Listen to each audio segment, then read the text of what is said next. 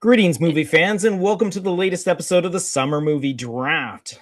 Today, we are going to be discussing the week 13 of our game, and which is going to be covering the box office from the August 21st to 23rd weekend. Joining me for this particular episode, I have two contestants from our Summer Movie Draft, and that is going to be Mitchell and Candace, both of which who have movies involved in this opening weekend. Hi, everyone. Yo. Hello there.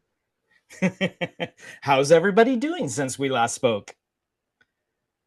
Not too bad. I finally got to go see my dinosaur movie. Yay.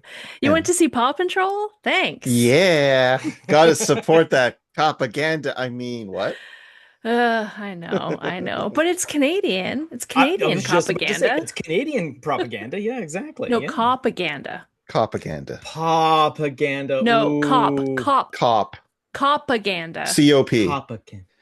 Well, but I thought Sorry, propaganda was better. woke alert, No, Troy. I understand. Copaganda. No, Canceled. I know. Canceled. Yeah. But I thought it was cuter to put a kid's movie into a paw. Anyways, so as we like to start every single game and all that sort of thing, why don't we talk about movies that we've recently seen since we were last? And seeing Mitch, you already started. Why don't you start with your movie? Yeah, I got to see the end of Oak Street. I was, as we discussed last week, apprehensive about going into it based on their very interesting marketing decisions, Yes. which was atrocious and made me want to vomit and question the entire integrity of the film. I would say it was fun. Like a 6 was out of 10 was kind of my vibe coming out of it. And then being shocked that Slash Film gave it a 10 out of 10, and Commotion also gave it a 10 out of 10 for radio listeners. And I'm like, what Kool-Aid are you guys drinking? Like, it was fine, but it's got nothing on Odyssey or like Spider-Man or so many other movies. Yeah, that seems a little Yeah. high number. Yeah, that seems. Yeah. Yeah, I haven't seen it, but I heard the Commotion episode also, and like I remember them talking about how like the performances weren't great, but they're exactly what this film is supposed to be, and I was like, I don't I don't know. I don't trust that when Yeah. people talk about, because like I enjoy a good bad movie. Yeah. What I don't enjoy is Sharknado, which is like trying to be a good bad Yeah. movie and then fails because it tries to do that. And so when they say the performances weren't great, but they were what is supposed to happen in this movie, I feel like, oh, were they That's trying to cop-out. make a good bad movie? No, I think they were Ah. trying to make a good, like a decent movie, and just because you have Ian McGregor and Anne Hathaway, and I think as the writing was just very cookie cutter Mm. and kind of we gotta have the father that's not doing living up to what people expect to him, so he's got to do this A, B, and C, like that kind of feeling from it, Mhm. and the actors did well with what they got, but when you're handed what they I don't know. And the end, I'm not going to discuss spoilers, but the ending resolution has made me very annoyed. And I will let people watch it. I won't spoil it like Commotion does often. But yeah. But in positive news, I'm going to go see Samurai and the Prisoner tomorrow. So I am being very happy that I actually got Yay. tickets for that. So, um, silver linings. Yes. Fun. Yes. Actually, I think I saw that movie popping up in the low 200s on the 200 list as I was Nice. going through them, which is kind of nice. So that's a nice thing to see. And like the Um, director is well established. A lot of his movies got remade. Like he was part of the early Japanese horror remake trend in the early oh, I 2000s. see. Okay, Like he okay. did Pulse, which got Mm. Oh, remade, and yeah. lots of other films. Like this I'm forgetting his first name. Kurosawa is his last name. It starts with a K. I can't remember. However, he has a long history of making good films. All right. Hmm. And now I know that someone's kind of excited to talk about her movie. Candace, what have you seen recently? Well, I'll start with the one I literally just walked out of the theater on Oh, yes, like right. an hour Yes. ago, which was Spider-Man Brand New Day. Um, Mm-hmm. it was Thank you for the good. money, by the way. Yeah, yeah. Well, it was only half money because it's Tuesday. Because it's Tuesday, because it's cheap Tuesday. Yeah, Yeah, exactly. yeah. It was good. Yeah. So everything I say from this point forward doesn't mean that it isn't a good movie. But good Lord, 2 hours and 25 minutes. Like, why do we do this to ourselves? Why do we Yeah. do this anymore? This was two movies in one. Like, I watched a movie that completed, that had a climax, had a resolution, was finished. In past years, we would have just ended the movie there and then come back and told the second movie, which then just Hmm. actually just started, was just like a whole other movie. I'm like, why do we have to put this all in one? I understand the theme kind of because it's like Peter's growth, Peter's understanding that he's not alone and that he's allowed to like grow up and go from being a teenager to a man.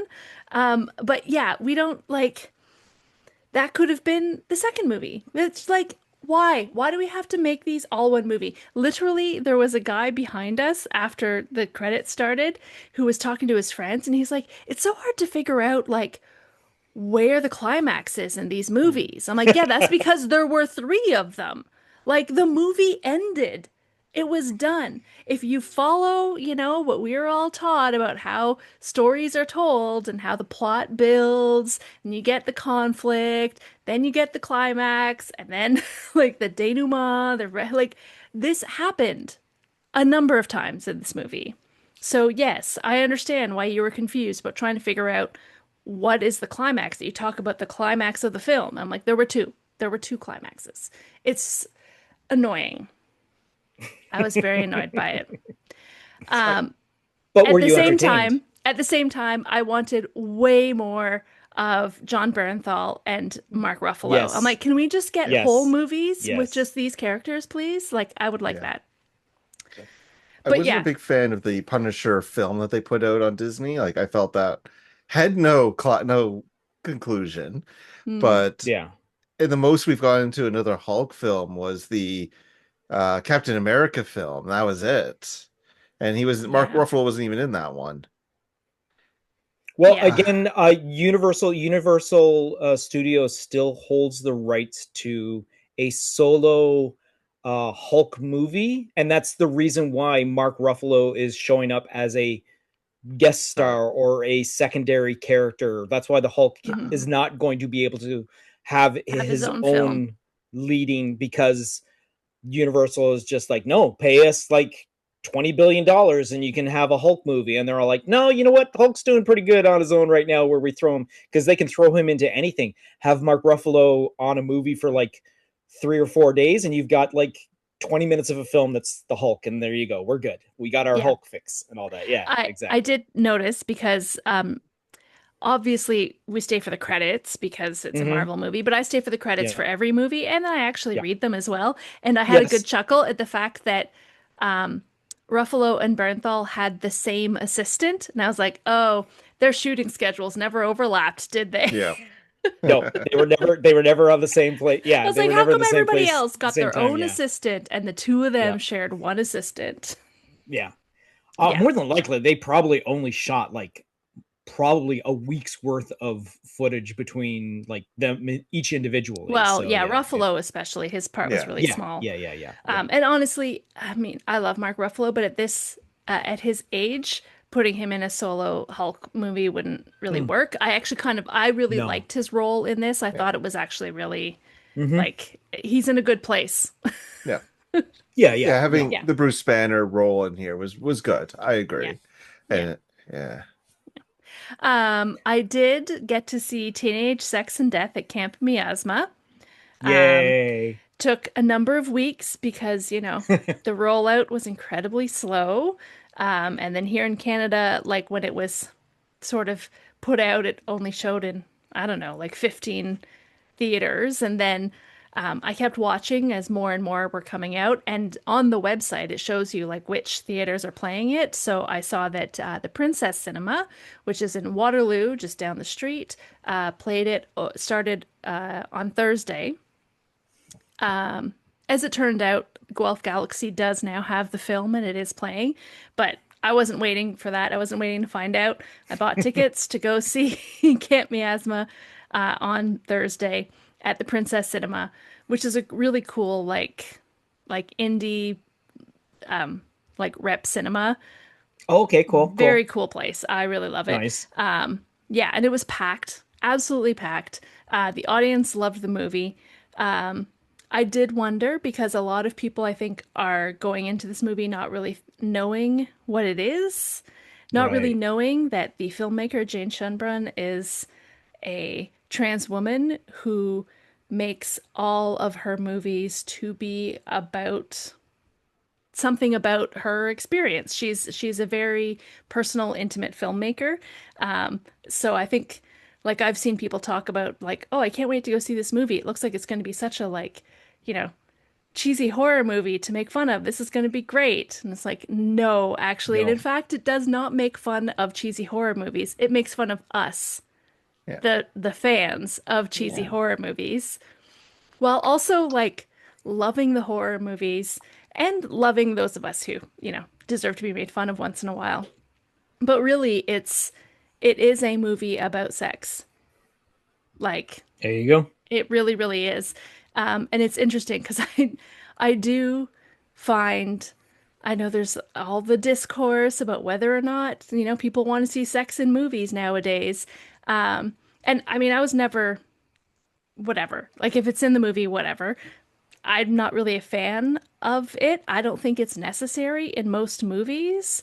I think there are very few movies where a sex scene is actually like necessary to the plot or to the character development or to understand that these characters actually care about each other. Except obviously in movies where like sex is actually the sort of point of the movie. This movie, Jane gets it so much because she has two sex scenes that are really beautiful to watch. They're actually filmed so nicely that I was like, oh, this is like not uncomfortable in the least to watch. It's actually really sort of like, yeah, it's really beautiful. Basically, you're not really seeing a sex scene, you're just seeing a woman's face. But she does know what a very uncomfortable sex scene looks like and knows how to film that because she has another scene in the movie that is not a sex scene, but it's filmed like one. And I had to look away from the screen. I was like, oh my God, I can't look at the screen. This is so uncomfortable. So it's great. It's amazing. She knows exactly what she's doing. She's like the perfect filmmaker for me. Basically, everything she does is just made for me. And I'm not even a trans person. It's just great. You don't have to actually live the same experience to be able to watch a movie by someone who's making a movie about their own experience. It's just, ah, I loved it. It was so good. But You know also what? That's a caution people. yeah, Like you yeah, yeah, do, exactly. Yeah, like yeah. understand what you're going to see. You're not going to watch a horror movie. You're going to watch a movie about sex. All right. That's what you just said is a beautiful way to just describe it. And like, if anyone is on the fence about it, I think you probably have pushed them over the edge to definitely going to see that. I think it opened up locally near me as well this past weekend as well. I just didn't, again, for budgetary reasons, Troy's had to pull back on a bunch of not being able to see movies, but I got to see if I can try and squeeze that into this weekend. Unfortunately, the theaters from right now, even on this cheap Tuesday night, were not that full to begin with in the Mississauga area, but that's Mhm. the Mississauga area for this type of movie. But anyways, that being said, let's get into this particular game. So we usually start off this game at the beginning of the summer where we take every single movie that is going to be out in the summer months between May to the end of September, and then we divvy up between the players in a draft sort of bidding war and whatnot to see who gets what movies into their individual rosters.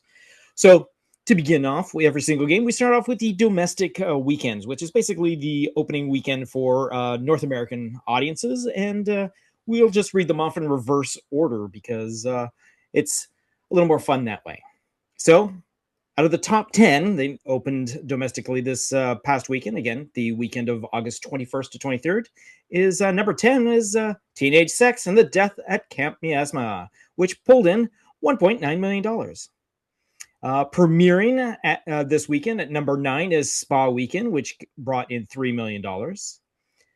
In 8th place was the re-release of The Fast and the Furious, which brought in $3.1 million. The independent film in 7th place is Tony, which brought in $5 million. Premiering this weekend at the number 6 is Mutiny with $7.5 million. In 5th place was The End of Oak Street with $9 million. In 4th place was Paw Patrol, the Dino movie with $9.1 million. In 3rd place, The Odyssey with $19.5 million. Premiering this weekend in the 2nd place is Insidious Out of the Further with $25.3 million. And yet again, our number 1 movie this past weekend was Spider-Man Brand New Day, bringing in another $39 million, which is quite the drop-off from the previous week. But that being said, it's still top of the list. Now, something that I've been hinting at that I always keep forgetting to check and all that, I went back into our archives and saw what the opening weekend box office was for last year at this time. So I did the comparative week, not the week of our game, but I did the comparative week. And last year, the grand total of the top, I think it was 18 movies listed in the opening weekend was $69 million. So when we have our top 3 movies at almost that amount, and that's just the top 10 out of however many others we have and all that, definitely this summer is definitely doing a lot better than last year. But the main reason we play this game is for the world box office, because that's where the huge numbers come in. And again, surprisingly, this year, a lot of the international box office is trumping the North American box office, which is always kind of cool to see. And again, we'll just read them in reverse order from the least making money to the most making money. So at the bottom of our list is Corporate Retreat, which is sitting at a stalled $381,000. Carolina Carolyn is sitting at $391,000. I Want Your Sex is at $1.4 million. Girls Like Girls at $2.7 million. The weekend opening for Miss Candace's movie of Spa Weekend is sitting at $3.1 million. Power Ballot is sitting at $3.3 million. Then we have Teenage Sex and Death at the Camp of Miasma, sitting at $4 million total. Stop That Train is sitting at $4.2 million. And Ice Cream Man is sitting with $4.4 million. So every other movie that we have in our game is currently on the top 200 list, and that top 200 list is what we pull from the Box Office Mojo. And surprisingly, the lowest ranking number in our game is 149th place, which is premieres there, is Mutiny with $7.5 million. There you go, Mitch. It had a very small international opening, so most of the money is domestic, but there was a foreign audience for it. In 148th place is Super Troopers 3 with $7.6 million. In 139th place is Leviticus with $8.5 million. In 137th place is The Death of Robin Hood with $8.7 million. In 131st place is I Love Boosters with $9.7 million.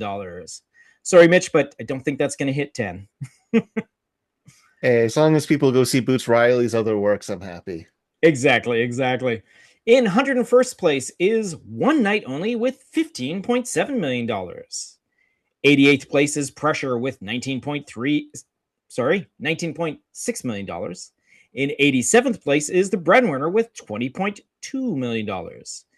In 86th place is Hadestown the Musical with $20.7 million. In 69th place is Jackass Best and Last with $27.7 million. 66th place is Passenger with $31.6 million. 54th place is Young Washington with $74 million. Premiering at 45th place is Insidious Out of the Further with $60.3 million. In 42nd place is Evil Dead Burn with $71.4 million. In 39th place is The End of Oak Street with $85.9 million. In 35th place is Paw Patrol, the Dino Movie, with $103.4 million. That's kind of paying off you there, Miss Candace. I mean, kids' movies. They attract some people. Yeah. In 34th place is Masters Universe with $113.7 million. 32nd place is Supergirl with $126.3 million. 20th place is Scary Movie with $231.8 million. 18th place is Disclosure Day with $241.1 million. 14th place is Moana with $306.7 million. 13th place is Star Wars, The Mandalorian and Grogu with $345.7 million. 11th place is Backrooms with $396.5 million. 9th place, Minions and Monsters with $504.6 million. 3rd place is Toy Story 5 with $1,127.9 million. 2nd place is The Odyssey with $1,446.1 million. And the number one movie so far of 2026 with its box office is Spider-Man Brand New Day with $2,219.9 million. So that being said, when we collect insane amounts of cash. That's insane, isn't it? That is, yes. So when we collect all of the movies that are currently running in our game, the group running total is $7,629,359,110. Had to say it slowly because I know I would stumble over those numbers if I tried to say them right all the way and all that sort of thing. So, again, I compared last year's top 200 movies. Now, unfortunately, it gave me everything of 2025. I couldn't get to August of 2025 to figure it out, but there was only 4 movies by the end of the year that had reached the billion point. Currently in 2026, the top 5 movies are over $1 billion. The other 2 movies on our list, like we have 1, 2, and 3 in our game. The other ones are the Michael biopic and the Super Mario Galaxy movie. So yeah. So that's an interesting thing. And then when it comes down to it, everyone really wants to know who's got what so far. Now, I'm sure that our contestants can pretty much do some math and all that sort of thing. But to the audience that doesn't know who has what, here's what we got. In 4th place is Candace with $1,145.7 million. 3rd place is Mitch with $1,684 million. In 2nd place is Dan with $2,131.7 million. And in 1st place is Troy with $2,667.5 million. So I can see no one is getting this visual, but I'm getting a slow clap from Mitch because of that. Hey, man, it's all just because of one movie. Yeah, it is. No, and it is. I am totally saying yes. All my eggs were in one basket for that movie. I mean, I'm surprised that Insidious did as well as it did this past weekend. But yeah, Spider-Man hitting $2 billion, almost on its way to 3. Well, I wouldn't say. I don't think it's going to hit 3, but it's going to be really pushing it. I always knew it was going to hit $1 billion, but hitting 2 so 2, fast. I don't think anyone. Yeah. We haven't seen a Spider-Man movie in a while, so I just forgot the power of Spidey. Yeah. Yeah. Even if they do tell us 2 or 3 stories in one movie. Yeah, tell me about it. Again, another visual of Candace rolling her eyes at that remark. Yeah. All right. So that leads us to what's going to happen next week. And next week, we actually have quite a full docket, as everyone but myself has a movie coming out next weekend, which is, again, the August 28th to 30th. And the movies that are coming out are Coyote versus Acme, The Dog Stars, Legend of the White Dragon, and Cliffhanger.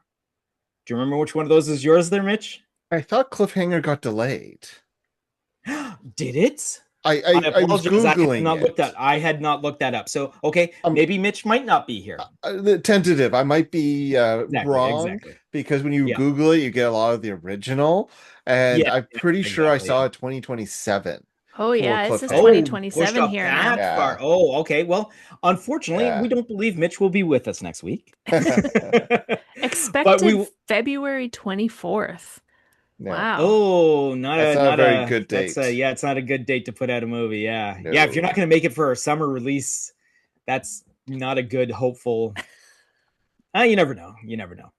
So Candace has The Dog Stars, which I keep seeing advertised left and right all of a sudden within this past week. I know it's the week before the movie comes out, but I'm like Brolin is on my commercials, every other commercial, it seems like. Yeah. I've been seeing lots of ads for it, and people starting to talk about it, having some interesting things to say, but whether or not they want. Apparently, it's based on a book, which I didn't know. Mostly, I don't care because I'm not really into Boy and His Dog stories, even if it's in an apocalypse. It definitely does look like a Boy and His Dog movie. That is for sure. Yeah. The one that I'm looking forward to, I hate to say it, but I want to see Coyote versus Acme. Oh, same. Why would you hate to say that? I mean, that is, I have been, since Ketchup picked up the movie from Warner Brothers 2 years ago, it's been like, oh my God, yes, we're going to finally get to see this. Other than the other movie that got friggin' destroyed because of the tax write-off for not being able to get to see friggin' Batwoman? Batgirl. Yeah. I saw a trailer for Coyote versus Acme. That's the way it is, right? Not Acme versus Coyote. Yeah, I saw the trailer before the movie today, and I was like, oh, this actually looks really funny. And I think I'm so glad that it's going to come out because I think it probably is going to make a lot of money and will make people go, oh, we were wrong to have canceled this. Okay. Mm-hmm. Yeah, I hope to God that Warner Brothers realizes how much money they actually lost by giving up this movie. Originally they were just going to take a $30 billion tax write-off to just shelve the thing. And then at the last second, Ketchup stepped in and offered, hey, we'll pay you $30 million for this movie, and then we'll take control of it. And okay, there you go. So I'm so happy for that. So Coyote versus Acme is Dan's movie. And Dan also has The Legend of the White Dragon, which looks like a fun kind of movie, depending on how much of a wide release that's going to get. But at least we're going to have a bit of a choice in the theaters this upcoming weekend. All right. So that being said, you guys get anything else you want to add to this particular podcast? No, I think that's covers it. It's an audio medium there, Mitch. Shaking your head doesn't do any good. I was opening it for other people to talk. I see. Yeah. I apologize. Yes. I apologize for not allowing the lady of our group to go first. Oh my God. Cancel. Yeah, exactly. That's what my thought was too. Yeah. I've already said more than my share. And, generally I need to be told to shut up. No, you did prompt. Teenage Sex and Death Academy as was on my list to see, and you just pushed me to go see it tomorrow, do a double feature. Excellent. So Excellent. I'm trying to do that. Yes. And I did spend a lot of money to buy some merch. Ooh, they have merch? You did. I did do Yay it. For you. Oh my God, I'm so happy. It's something that was talked off of whatever, but we'll get it. You know what? We'll get, if when do they arrive? Do they arrive I after the don't game? think until like after October because Oh, yeah, okay, yeah. okay. But All right. yes, Mubi has created some merch for the movies and it's amazing. And I, decided to break a rule and bought some American product from an American company and paid almost as much in shipping as the cost of the Oh, ow, product. oh, that was that. Yeah, that's the thing that we were like. You were Yeah, like $70 for on the thing and $40 for shipping. Ooh, Oof. oh, the heartburn. I Oh, I watched the movie and I was like, yeah, no, see, I'm that's an even better. getting That's that. an even Yeah. better reason to Yeah, go see that. All right, yeah. excellent, excellent. All right. Okay, well, that being said, thank you, Miss Candace. Thank you, Mr. Mitch, for joining us. Thank you, audience, for coming along on this journey. So, we got more coming up. There's still a few more weeks left of the summer, and like we said, we're playing until the movie's released till the end of September, and then we'll do a recap of the whole entire season in October. And on that note, we'll see you at the box office.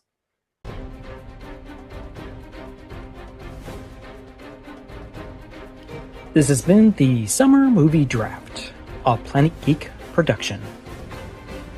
Please be sure to subscribe, download, comment, share, rate, and review.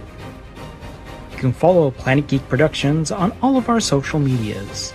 Through Facebook, YouTube, TikTok, Tumblr, and Letterboxd, search for Planet Geek Productions. On X, former Twitter, Instagram, and Blue Sky, search for Planet Geek Pod. Or you can send us an email at planetgeekpod@gmail.com. If you'd like to contribute to our GoFundMe, or just buy us a coffee, check out our GoFundMe and Ko-Fi links in the description. Thanks for tuning in.